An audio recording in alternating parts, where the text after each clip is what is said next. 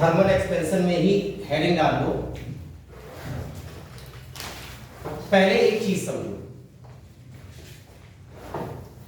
Simple pendulum heading डाल दो।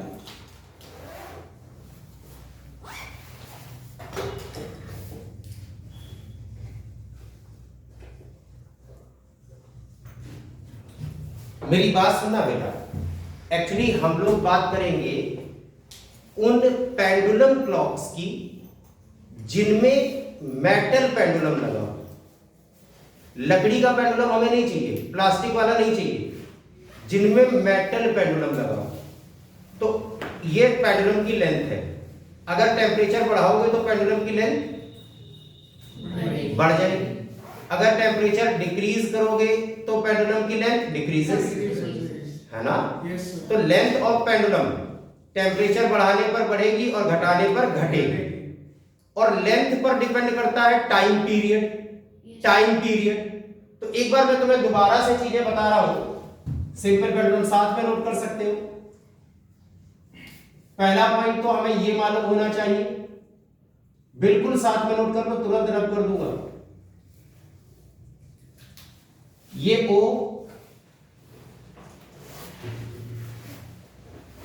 फिर ऑसिलेशन दिखाना है A, B। यहां पर O एक मीन पोजीशन है,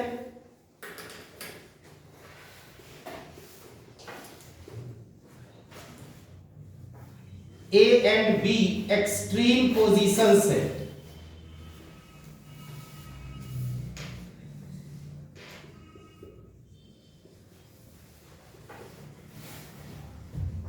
यहां देखना बेटा, ये जो सिंपल पेंडुलम है, ये तो लेंथ ऑफ पेंडुलम है, इसको स्मॉल एल से डिनोट कर देते हैं। अब यहां ध्यान देना बेटा सभी लोग, ये पेंडुलम मीन पोजीशन से चले, दोनों एक्सट्रीम पोजीशंस को टच करे, वापस मीन पर आए। कुशाग्र इधर देखो बेटा, फिर नहीं समझोगे। O से A 1, A से O 2, O से B 3, B से O 4। अब हुआ one oscillation, that is one oscillation. यानी अगर आप घड़ी में टाइम देखना स्टार्ट करो स्टॉप वॉच लगाकर, O से चला, दोनों एक्सट्रीम पोजीशंस को टच किया, वापस O पर आया। अब अगर तुम्हारी घड़ी में 2 सेकंड हुए हैं तो टाइम पीरियड इज 2 सेकंड्स। तो आराम से यहां पर देखना, मैं उसी को बनाऊंगा तरीके से। इधर देखो 1 मिनट, O मीन पोजीशन है, O से A 1, A से O 2, O से B 3,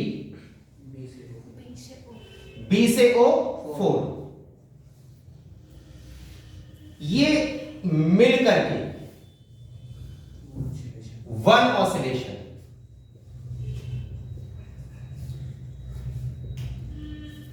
and here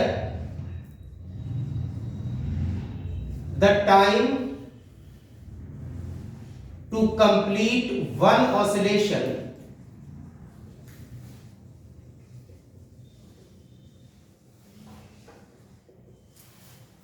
is known as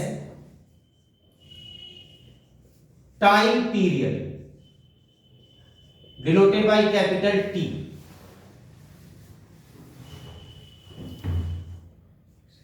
और इस टाइम पीरियड को फाइंड करने का जो फॉर्मूला हमें बताया जाता है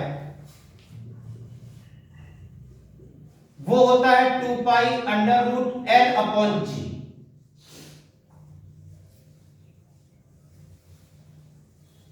यानी आप यहां से कह सकते हैं T is directly proportional to under root L, हाँ ना। आप मेरी बात सुनना सभी लोग बेटा, सिंपल पेंडुलम का टाइम पीरियड लेंथ पर डिपेंड करता है।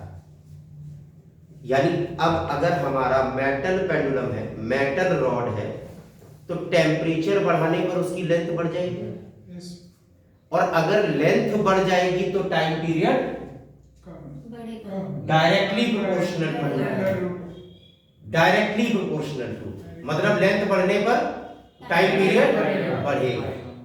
और अगर मैं टेम्परेचर घटाऊं तो लेंथ घटेगी, और लेंथ घटेगी तो टाइम पीरियड घटेगा। बात ठीक है? ये एक कॉन्सेप्ट है जो आगे आपको यूज करना है। नोट कर लिया सभी ने?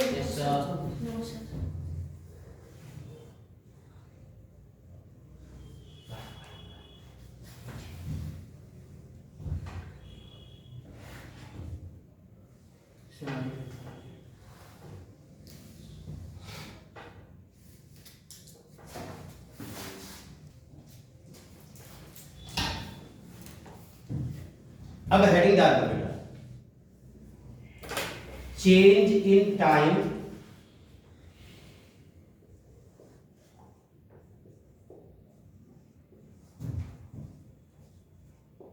इन पेंडुलम क्लॉक्स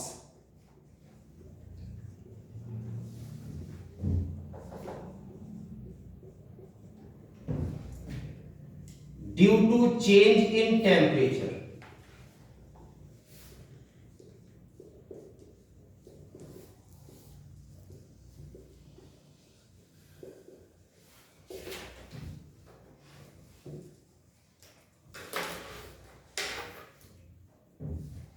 यहां पर जो फर्स्ट पॉइंट आपको जानना है वो ये,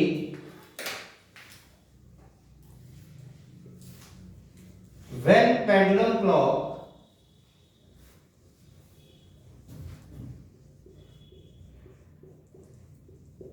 is calibrated,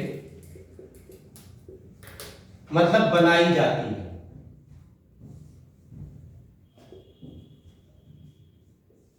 the length of metal pendulum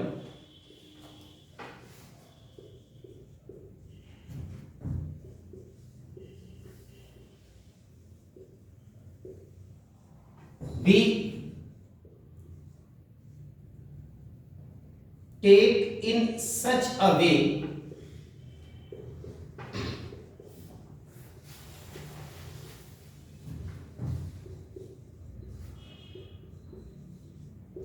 that the time period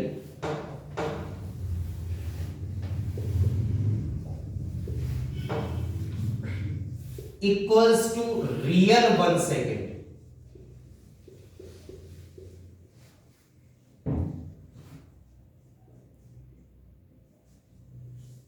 T is equal to 2 pi under root L upon G is equal to real 1 second.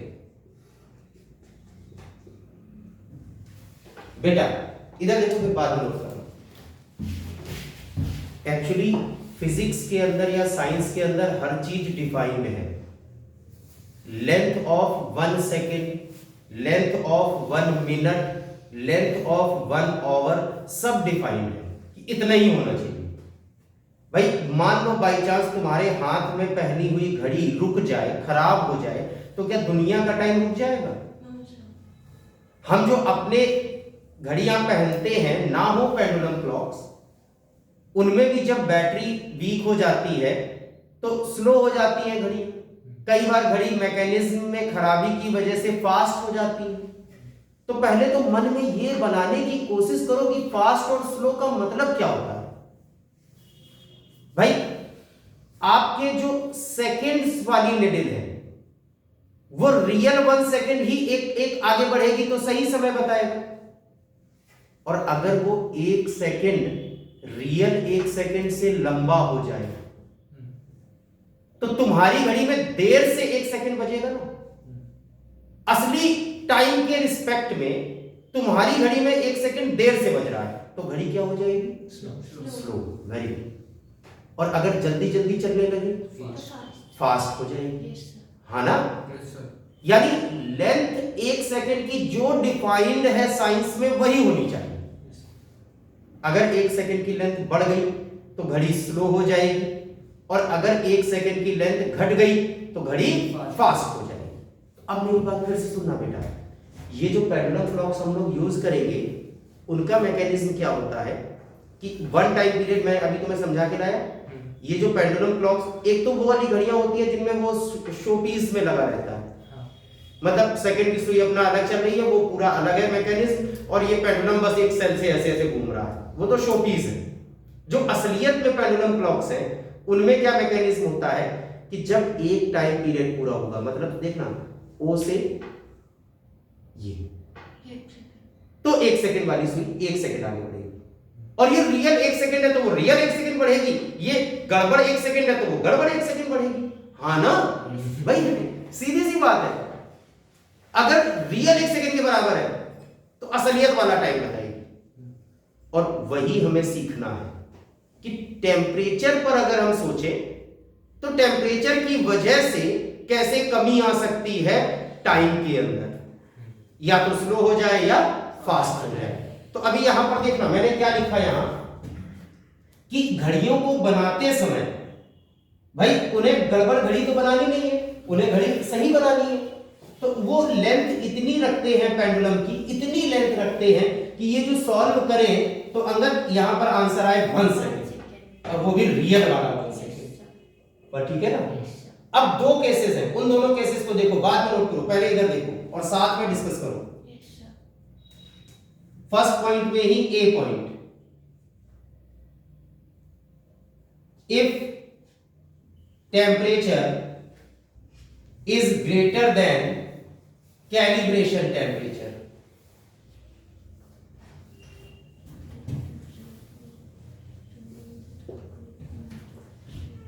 भाई जिस टेम्परेचर पर घड़ियों को बनाया गया उस टेम्परेचर पर यह ध्यान दिया गया कि वो रियल 1 सेकंड के बराबर का टाइम पीरियड निकाले, तो हमने हमारी सेकंड वाली निडल भी रियल वाला 1 सेकंड शो करेगी। तो ओरिजिनल जो टाइम बताएगी ये पेंडुलम क्लॉक, वो उस टेम्परेचर पर, जिस टेम्परेचर पर उसे बनाया गया। अब मैंने कहा मान लेते हैं फॉर एग्जांपल कि हमने घड़ी बनाई 30 डिग्री सेल्सियस पर, 30 पर, और अब टेम्परेचर है 50, तो देखो temperature is greater then calibration temperature. 30 पर बनाई थी, 30 डिग्री सेल्सियस पर तो सही समय देगी, अगर टेम्परेचर बढ़ाओगे घटाओगे तो मैं ये कह रहा हूं कि गलत देगी, और कैसे गलत देगी ये आपको सीखना है। तो टेम्परेचर मान लो है 50, तो 30 से बढ़ाओगे ना, या 60, तो टेम्परेचर अगर बढ़ाओगे तो लेंथ ऑफ पेंडुलम बढ़ जाएगा। देखो वेरी गुड वेरी गुड। देखना अब इसको लिखते कैसे, लेंथ ऑफ पेंडुलम,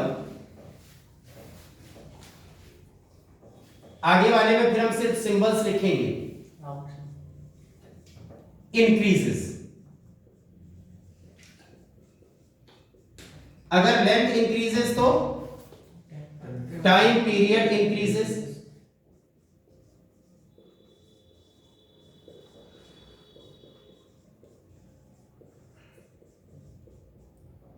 और यहां पर टाइम पीरियड हमें क्या देता है, लेंथ ऑफ 1 सेकेंड। तो अगर टाइम पीरियड की वैल्यू बढ़ जाएगी तो लेंथ ऑफ 1 सेकेंड भी बढ़ जाएगा ना, very good. Length of 1 second increases. इसको आपकी भाषा में जब लिखा जाता है तो कहते हैं that is clock loses time. इसका मतलब है हमारी लैंग्वेज में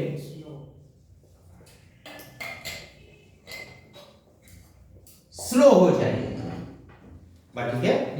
अब इसका रिवर्स, अगर टेम्परेचर घटाओगे, कैलिब्रेशन टेम्परेचर से कम करोगे तो लेंथ घट जाएगी, टाइम पीरियड घट जाएगा, लेंथ ऑफ 1 सेकेंड घट जाएगा, क्लॉक गेन्स टाइम, फास्ट हो जाएगी, ठीक है ना।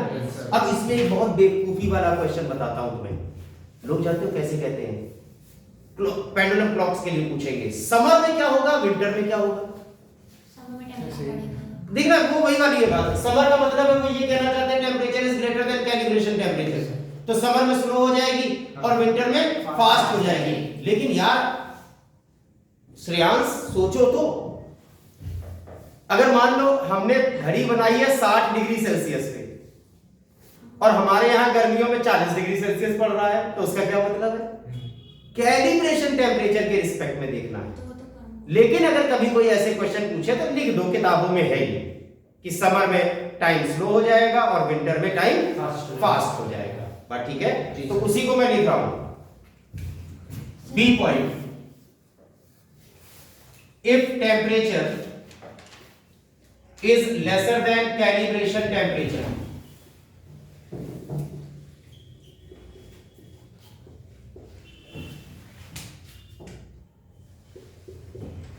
L and so T, यानी length of pendulum and time period decreases. इसका मतलब होगा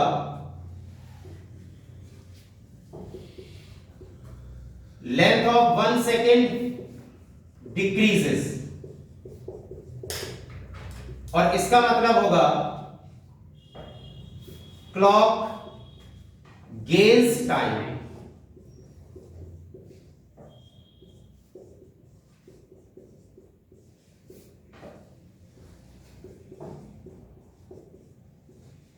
फास्ट हो जाएगी।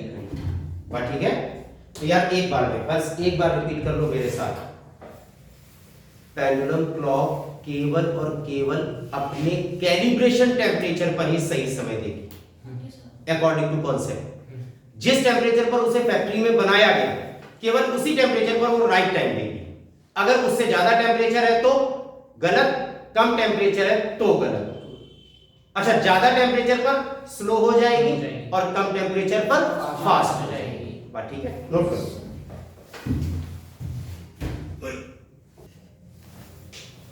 अब इधर देखो बेटा, हेडिंग डाल दो कैलकुलेशन ऑफ, उसी में पेंडुलम क्लॉक वाले में चेंज इन टाइम।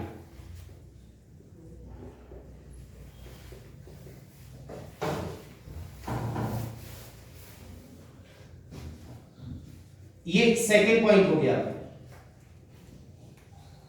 इसमें स्टार्ट करते हैं, late clock is calibrated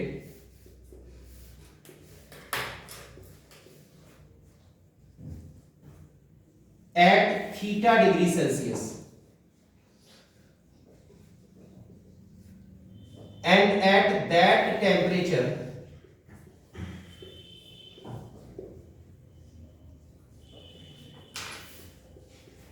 clock gives right time.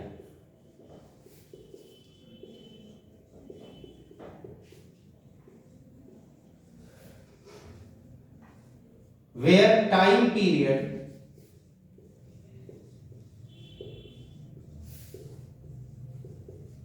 t is equal to 2 pi under root L upon G.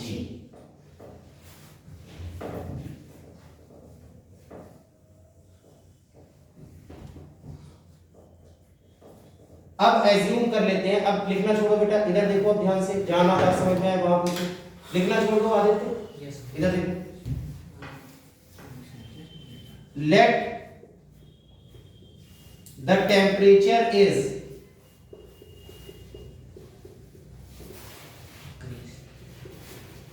increased by and new time period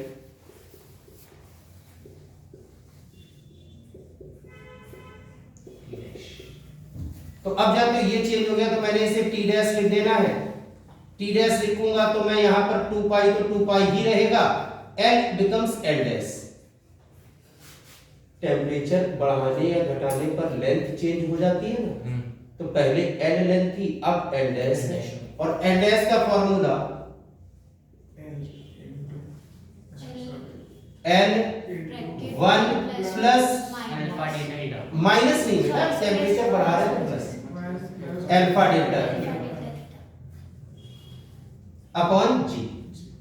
ये T dash, इन दोनों को compare करो। ये original 1 second है, ये ऑब्जर्व्ड 1 सेकेंड है, और हमें मालूम है क्योंकि लेंथ बढ़ गई है तो इसकी लेंथ भी बढ़ गई है। तो ये ओरिजिनल 1 सेकेंड है और ये बढ़ा हुआ 1 सेकेंड जिसकी लेंथ बढ़ चुकी है। तो अभी यहां पर टी डैश अपॉन टी, आराम से चीज देखना, दिस अपॉन दिस करोगे तो 2 पाई कैंसिल आउट हो जाएगा, अंडर रूट के अंदर एल और जी कैंसिल आउट हो जाएगा, बस इतना बचेगा।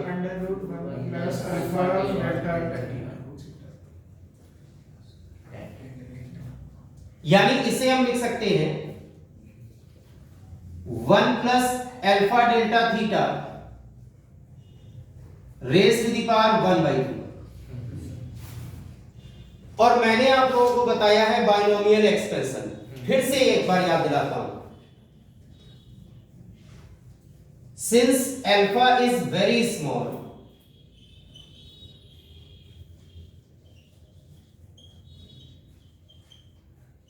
so from binomial expansion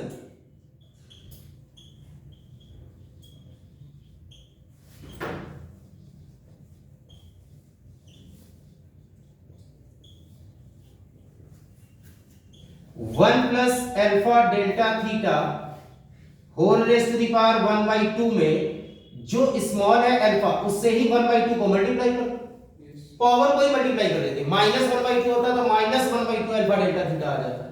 तो ये प्लस का है तो that becomes 1 plus half alpha delta theta. तो अब ये जानते हो कैसा दिखेगा, टी डैश अपॉन टी,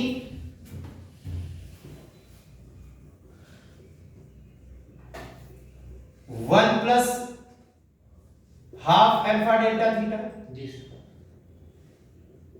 1 इधर ले आओ,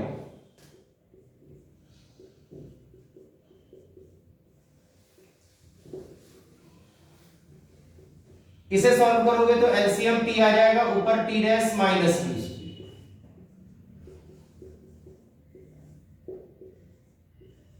अब आराम से यहां पर चेक करना बात, बस इसे समझा रहा हूं तुम्हें। टी रियल 1 सेकेंड था,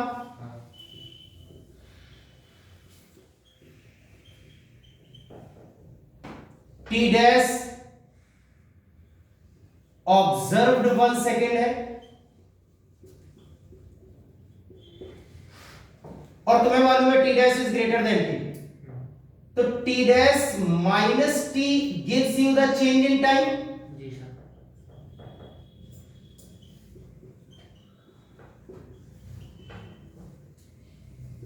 इसलिए T dash minus T upon T, आराम से T dash minus T change in time, T dash minus T change in time, और टी रियल 1 सेकेंड। तो change in time in 1 second, यही तो हो गया।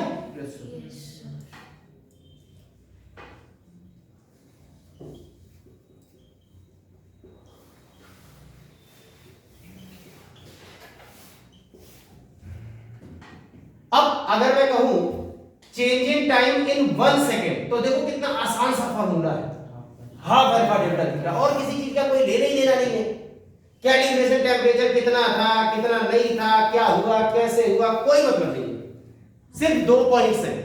पहला, अगर टेम्परेचर कैलिब्रेशन टेम्परेचर से ज्यादा हुआ तो स्लो होगी, कितना स्लो होगी तो 1 सेकेंड में हाफ अल्फा डेल्टा थीटा, और अगर temperature laser than calibration temperature है तो घड़ी फास्ट होगी, कितना फास्ट होगी इन 1 second half alpha delta theta, that is change in time, either वो स्लो हो रही है और वो फास्ट हो रही है। तो अभी यहां पर फॉर्मूला अब क्या बन गया, change in time in 1 second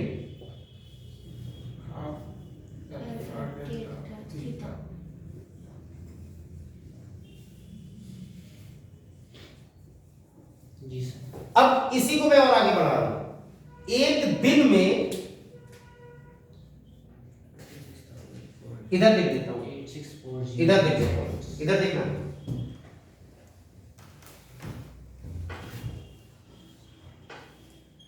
in 1 day 86,400 seconds. 86,400 seconds होते हैं। इसलिए चेंज इन टाइम